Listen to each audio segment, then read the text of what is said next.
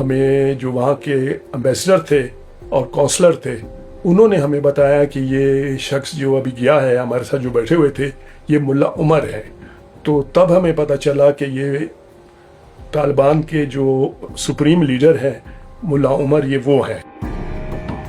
میں 1994 میں as news producer Pakistan ٹیلی vision Quetta میں تعینات تھا اور وہاں سے میری ایک اسائنمنٹ مجھے ملی کہ ہم نے ایک کانوائے کے ساتھ قندھار جانا ہے افغانستان سے پھر ہمیں ترکمانستان جانا تھا. حکومت پاکستان جو ہے انہوں نے ترکمانستان کے لیے کانوائے روانہ کیا تھا جس میں میڈیکل اکوپمنٹ کا زیادہ تر سامان تھا. تو ہم وہاں سے کوئٹہ سے روانہ ہوئے اور چمن پہنچے.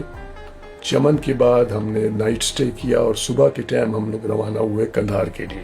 تو راستے میں ان کا افغانستان کا ایک علاقہ ہے تختہ پل، وہاں پہ ہمیں کچھ کمانڈرز نے روکا کہ ہم آپ کو آگے نہیں جانے دیں گے اور ہم آپ سے کچھ تحقیقات کریں گے. تو ہمارے ساتھ چونکہ کچھ لوگ ISI کے بھی تھے، ان میں نمایاں نام جو تھا وہ کرنل امام صاحب کا تھا، وہ ہمارے ساتھ تھے.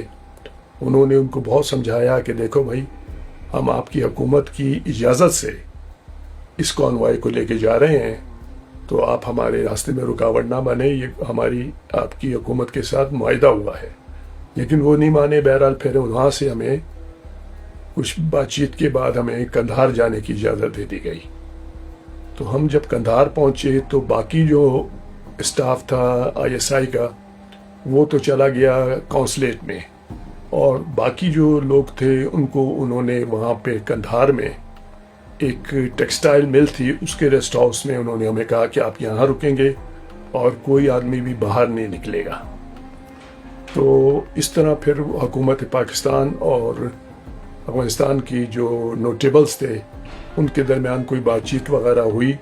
تقریباً 10 سے 12 دن جو ہے ہمیں انہوں نے قید میں رکھا، اور جس دن ہم رہا ہوئے صبح کے ٹائم تو ہمیں جو ہے کونسلیٹ لے جایا گیا.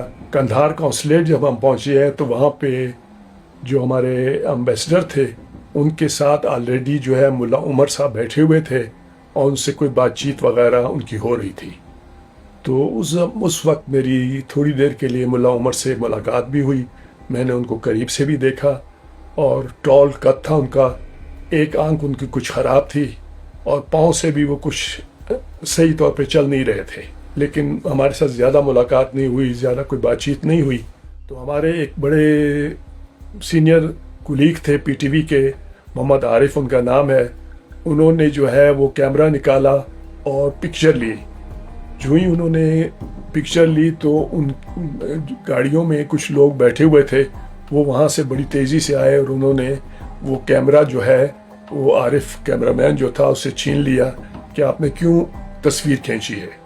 تو ہمیں تو معلوم نہیں تھا کہ یہ کون شخصیت ہیں یا کون ہے. وہ جو پکچر تھی انہوں نے اسی ٹائم نکال کے وہیں پہ ضائع کر دی. تو ہمیں بہت دکھ ہوا جب ہمیں بعد میں پتہ چلا کہ یہ تو ملا عمر جو ہے یہ سپریم لیڈر ہیں طالبان کے. وہ ایک یادگار تصویر تھی جو کہ اس زمانے میں ملا عمر صاحب کو کوئی جانتا نہیں تھا اور نہ ہی ان کی کوئی پکچر جو ہے وہ ورلڈ لیول پہ یا کسی میڈیا میں ان کی کوئی پکچر ریلیز ہوئی تھی. اس کے بعد وہاں پہ حالات کافی جو ہے خراب تھے اور یوں سمجھے کہ جیسے خانہ جنگی ہو رہی تھی. تو لوگ جو ہے سڑکوں پر مرے ہوئے پڑے ہوئے تھے اور جو بلڈنگز تھی وہ بڑی ڈیمیج ہوئی تھی، کیونکہ کافی رات کو جب ان آپس میں یہ گروپ لڑے ہیں تو کافی بمباری وغیرہ کافی ہوا. قسم کے حالات ہو گئے تھے کہ ہم آگے پھر نہیں جا سکے کیونکہ بس اکوپمنٹ وغیرہ بھی ہمارا ٹھیک نہیں تھا.